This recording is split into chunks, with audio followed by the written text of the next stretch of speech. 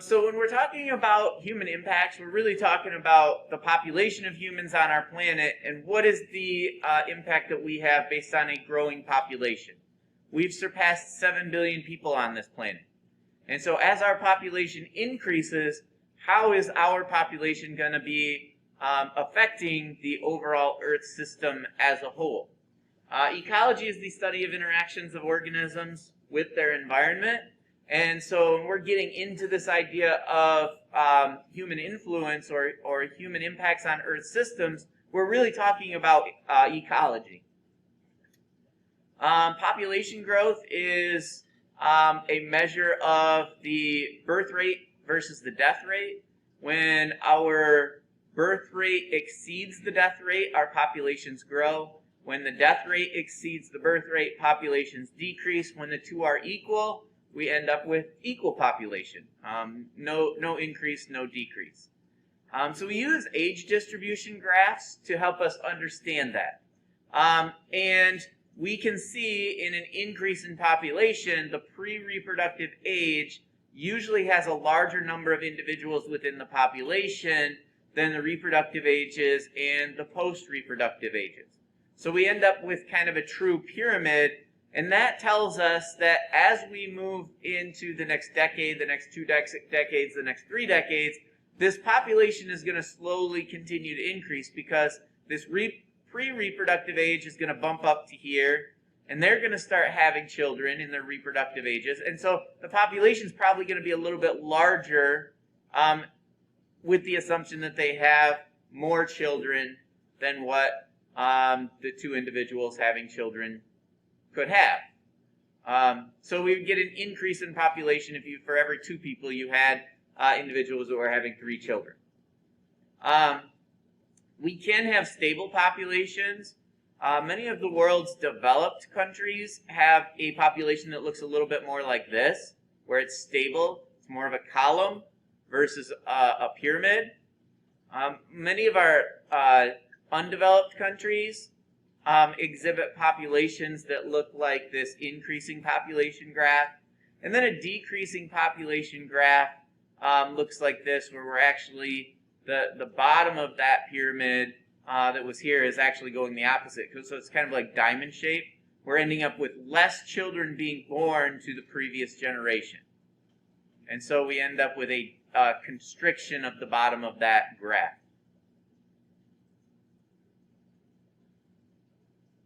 So again, talking about developed countries versus less developed countries, this is typically what we see in developed countries, partially because having children is expensive. And when you live in a developed world and money kind of controls a lot of what you're doing, people choose to not have as many children. So oftentimes for every 2 individuals that decide to start a family, they end up having 2 children. And so when they leave this world, they leave behind 2 for the number that was them.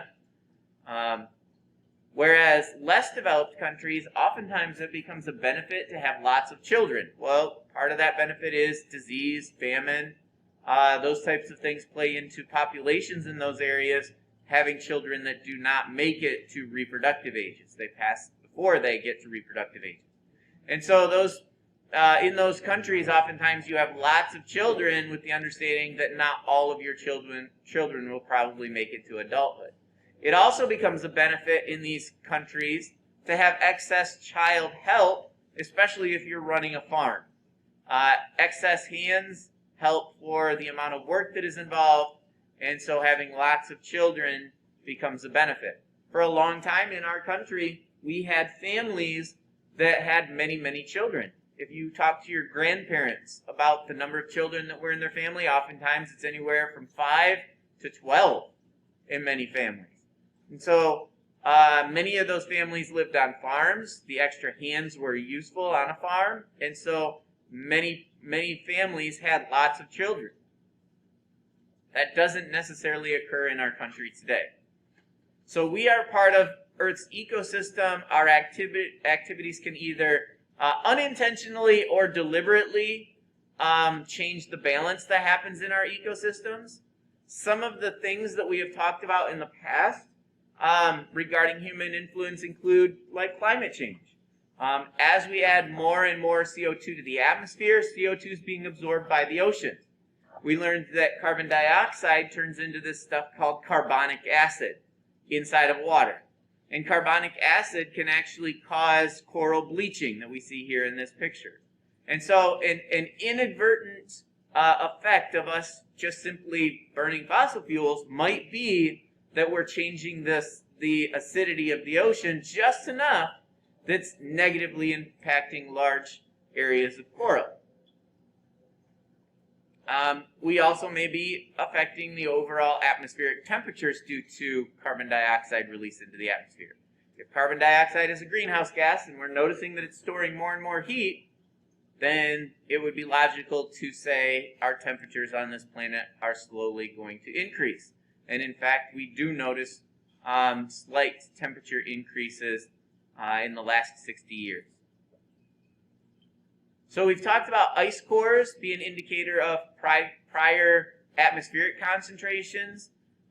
They give us kind of a snapshot of the past and what the atmosphere may have looked like back then. And we've noticed that there is actually a decrease in the amount of CO2 the further back we go in ice cores.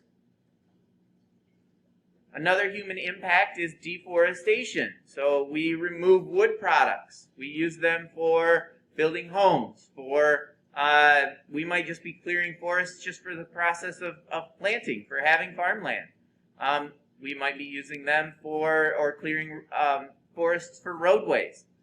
So deforestation actually causes habitat fragmentation. And that forces plants and animals into confined areas. So think about the last time that you were on the highway. You notice inside the highway in the middle between the two lanes, oftentimes there's a section of habitat that some organisms can live in. But as a whole, you don't see a lot of deer running around in the middle of the highway or between the two roadways. I was on 127 north of here quite a ways this weekend.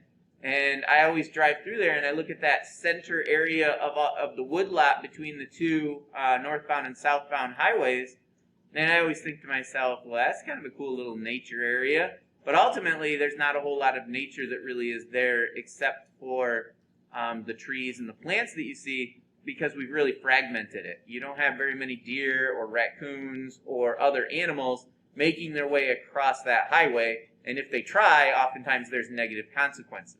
So because of that, we've come up with some different ways in which we attempt to help with this fragmentation idea. This right here is a bridge just specifically built for animal migrations or animal movement.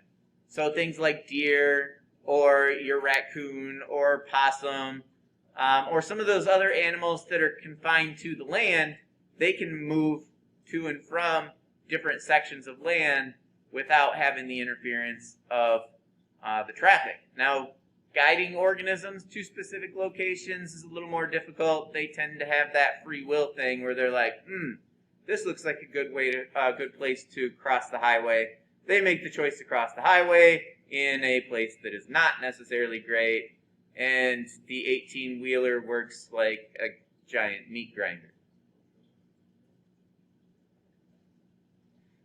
Deforestation. Continuing on with this topic, we use deforestation as a practice for getting the wood resources that we need. Obviously, we're not going to use less wood.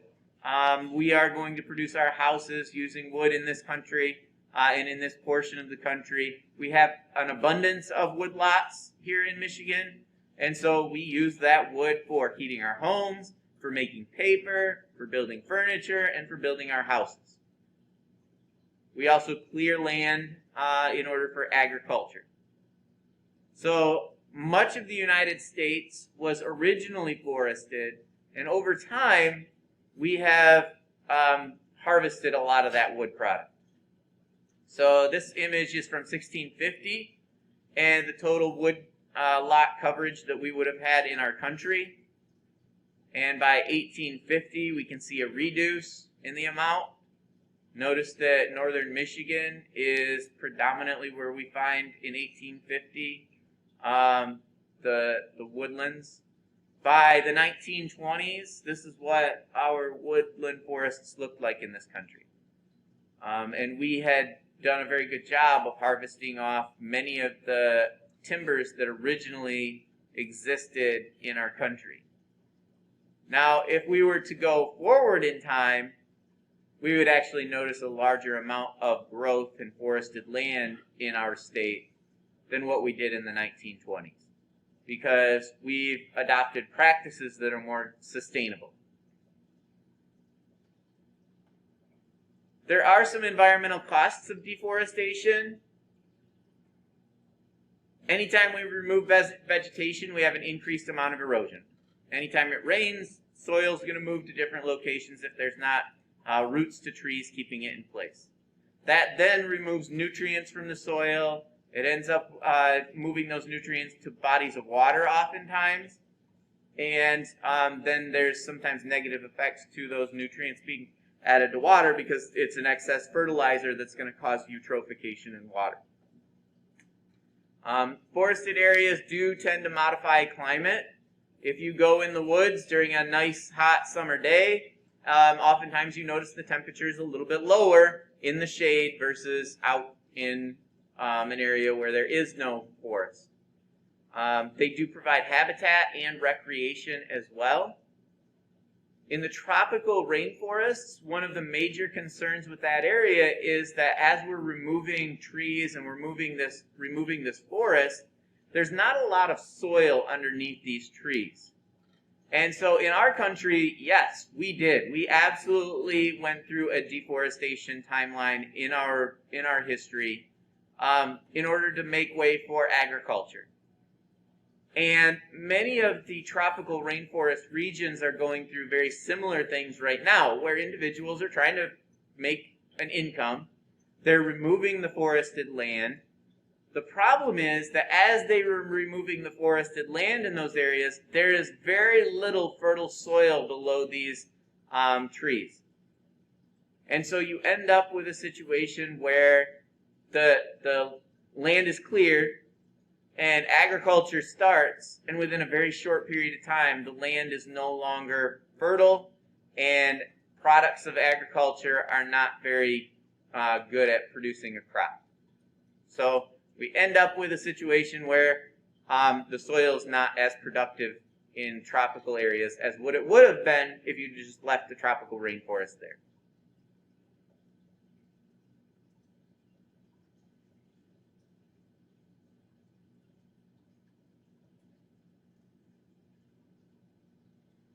So this image right here is showing deforestation, where, and this is 1986, August 4th, 1986. By 2001, this is more what it looked like, and this was around settlements. So settlements here, we slowly deforest. But by 2001, we ended up with very large areas where deforestation had taken place because those settlements are slowly spreading out.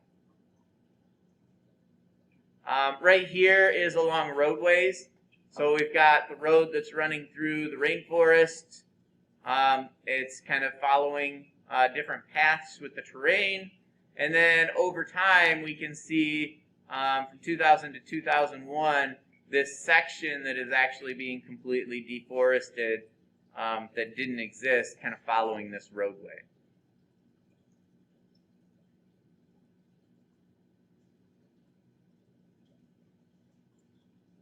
So the effects of deforestation, there's a reduce in biodiversity, a reduce in the number of species that can live in that ecosystem. There is an impact on climate as we end up with these small-scale climates that end up warmer because you just don't have as much shade. And also remember that trees transpire, so they're giving water vapor off into the atmosphere, thereby allowing for cooling to take place. CO2 also helps to be trapped in woodlots, and so less trees equals less CO2 trapping. And our human population pressure is actually increasing in the tropical regions, and so as we continue to have populations increase there, we're going to need more and more space available for people. Modification of ecosystems to exploit resources. Agriculture is one of the big ones. Mining is another one. Deforestation for wood products is another. There are a number of different methods of deforestation. First one is clear cutting. So in that case, we're just going in, we're removing all of the wood products from a specific location. Sometimes when we did that, we would come and reforest, but oftentimes we just reforested with conifers because they grew very quickly. Conifers are your pine trees. So think about driving north of, in the northern portions of our state, and you see these perfect lined rows of pine trees. That is a product of reforestation. We would go back in, we would plant trees after we had harvested them out, but instead of making them sporadic, we would just line them up straight because we could run a plow in a straight direction and then just put a bunch of trees in it. That is a reforestation method. We can use patchwork clear cutting, where we typically go in and we kind of choose a little section where we clear cut, but then we move over a little ways further and choose a little section where we clear cut. And so we end up with these patching systems where we end up with small spots that are deforested. It is good for specific species. Deer, for example, really like patchwork or field edge type ecosystems. Rabbits it does pretty good for as well, but it's not a benefit for all species. We do also do a lot of selective harvesting now, and a lot of times you'll see this in national forest or you'll see it in private land. Where you get a hold of somebody and you say, you know what, I've got some timber that's of value and I'd be interested in you coming and giving me a price for that timber. And so what they do is they come in and they kind of choose the specific trees that are of a certain value. They mark them. They offer you a certain quote for coming in and harvesting all those wood products. And then you say yay or nay. And then if you say yes, they come in and they just take that specific species out. This is probably the least invasive method of deforestation, where you're removing one type of tree, which then allows for undergrowth to come back up, and the reforestation is maybe not needed as much. It does leave more of a natural forest.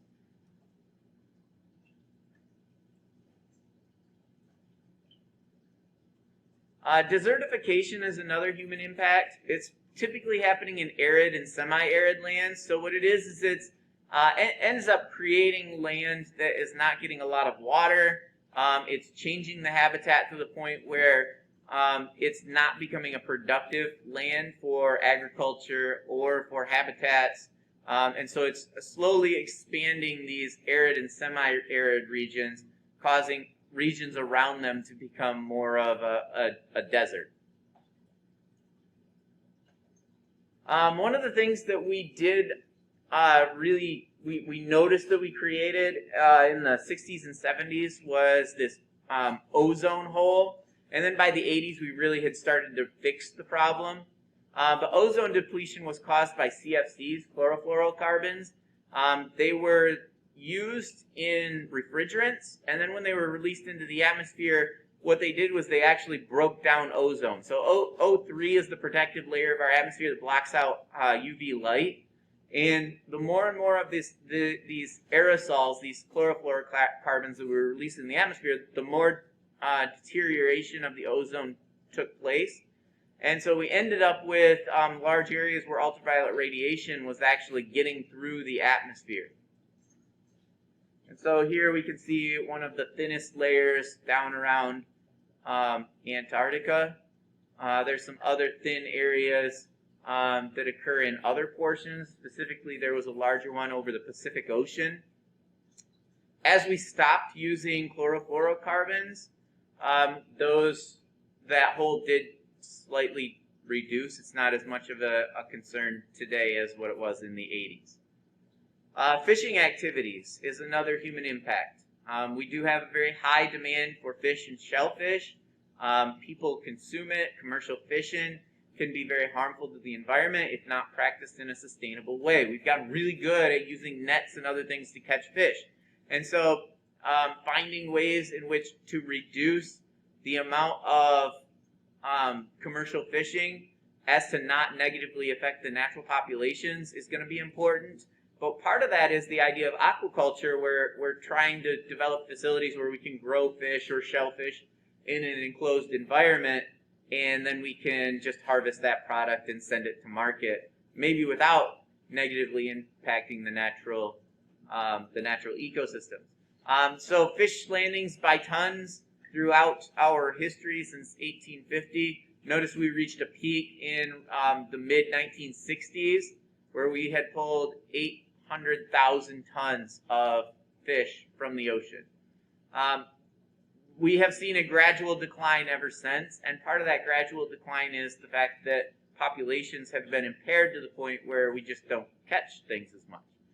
We do have quite a bit of reduction, even till today, and part of that is due to the fact that we've gotten better at commercially growing fish in things like net pens, and then we can send those to market, where we haven't necessarily had to go just out in the ocean and catch everything that we put in the market.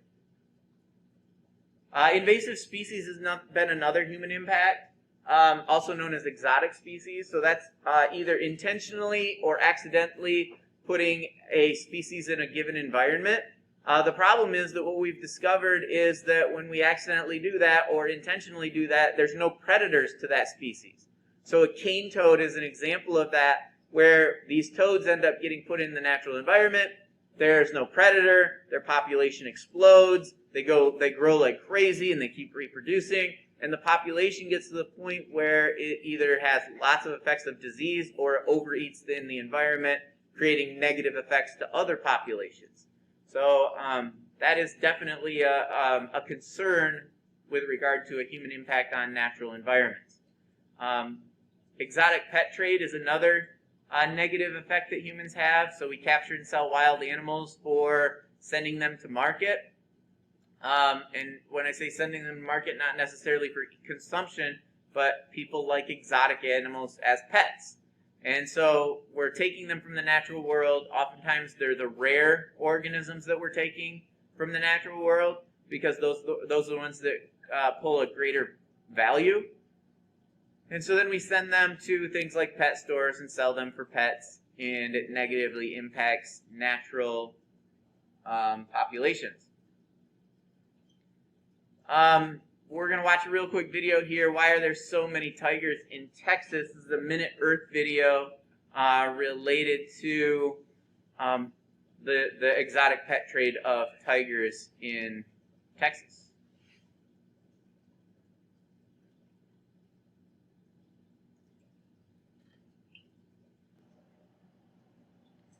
In the image, we can see the exotic bird trade. So catching exotic birds and then selling them at market is definitely going to be something that influences populations in the wild. Think of the movie like Rio, where the poachers are coming in, they're catching a bunch of organisms, they're taking them to pet stores to be sold.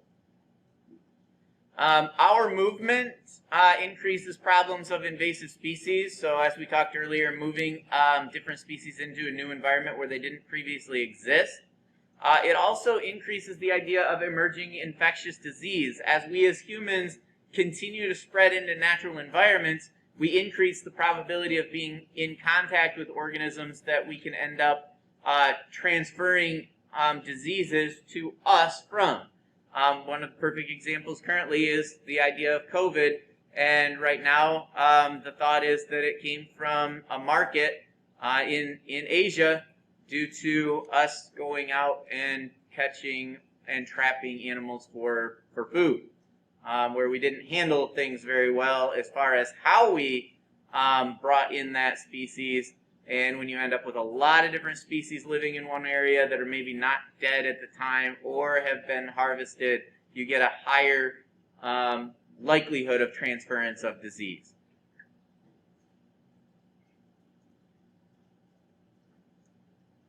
So biodiversity is important. When we have high biodiversity, we have many different organisms in a specific ecosystem, and organisms depend on one another. And interfering with one organism can have many ripple effects within the habitat. Natural systems are more diverse than man-made systems. So we think about crops.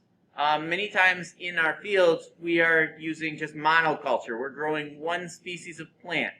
Whereas in natural systems, there's a lot of different species that are living in that environment, and they're living off of one another. And so oftentimes when we have human influence, we end up with a biodiversity loss in that area. And that can lead to extinction of some species. So why should we worry about extinction? Well, one of them is an ethical concern. Animals have a fundamental right to exist. One of them is an ecological concern. We have species that play specific roles in ecosystems working as a whole. They may be useful to us. For example, medical. We have less than 1% of the tropical rainforest species have been tested for pharmaceutical use, but 40% of the drugs that we use are plant derivatives. They've come from some type of plant. There's a couple of different legal classifications you're probably familiar with. Endangered is a very low population, and it has the potential of extinction. Threatened is they still exist in large numbers, but their population is in a declining state. And so there's a concern that a threatened organism may become an endangered organism. We do have a number of biodiversity preservation areas. Think of like Yellowstone National Park or Glacier National Park. These are areas where we have minimized human influence on the populations of organisms. Oftentimes hunting is not allowed in those areas. And so we end up with populations that are living with minimal effects of humans outside of just simply people coming in and maybe photographing and doing things that would not involve taking of animals. Oftentimes less developed countries do not have these areas, and when they do, poaching becomes a very high problem. Because in less developed countries, when you're able to make quite a bit of money off of things like ivory from the tusks of elephants, poaching becomes more and more of a tempting thing when you're sitting there struggling between getting food for your kids or an elephant that's living down the road that could give you a lot of monetary resource over a long period of time. And so poaching does become more and more prevalent in less developed countries because of the fact that there is a need for economic resources.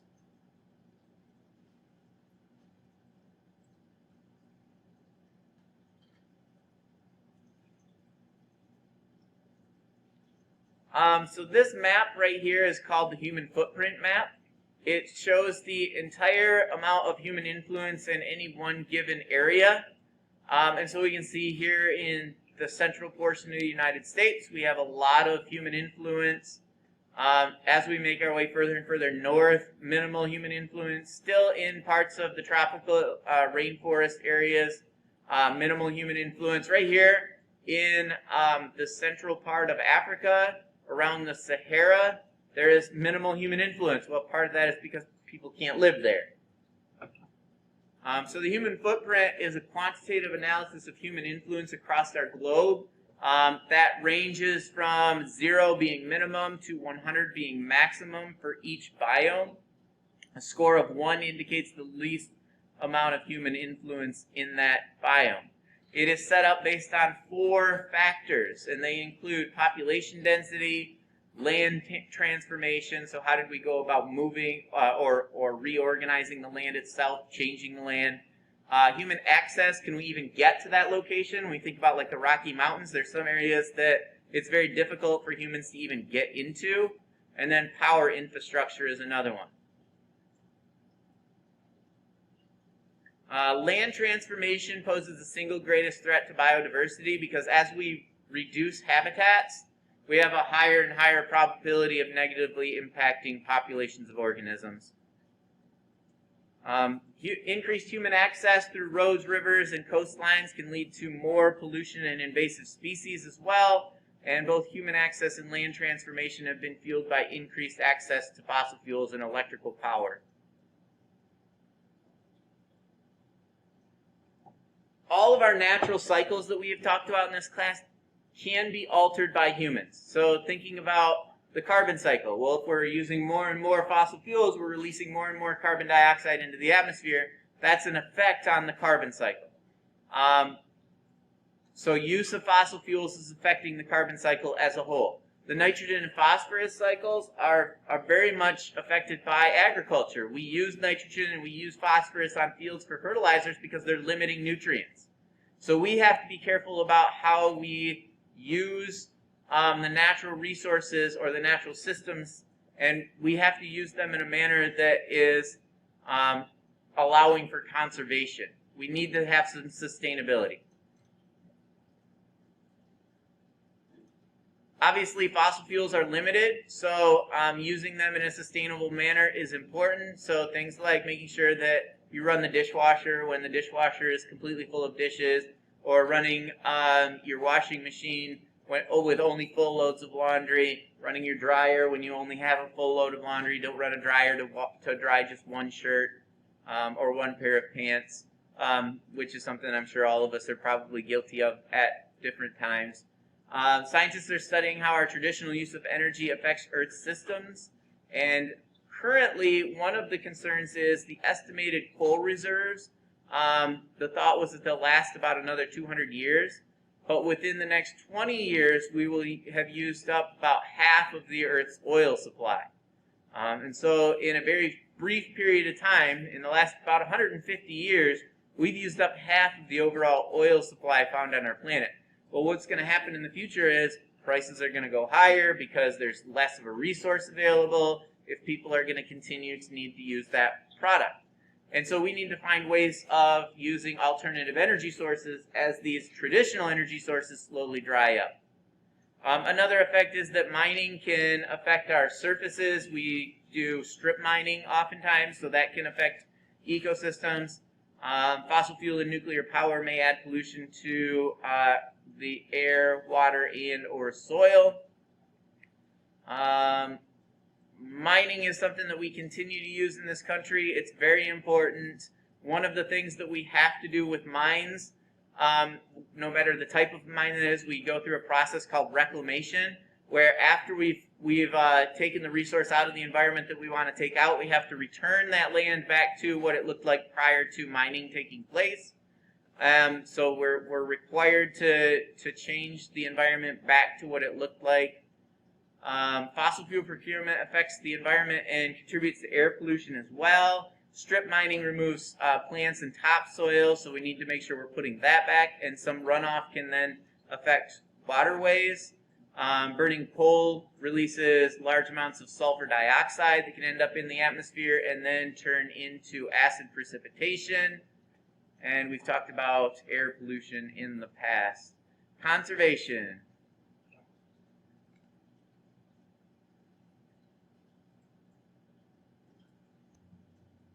So conservation is the wise use and preservation of natural resources.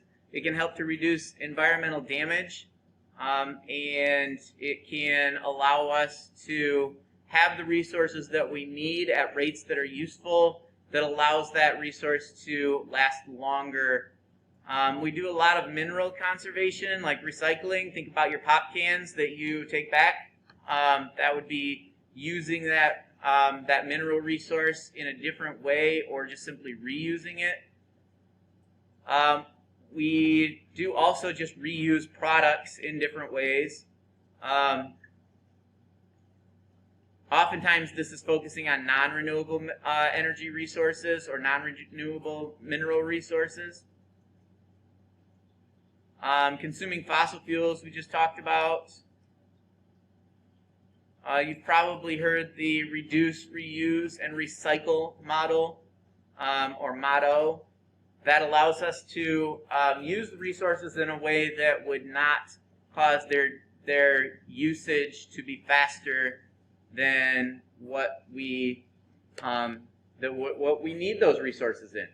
We need to be very responsible about how we go about using the natural resources that we have on any one day.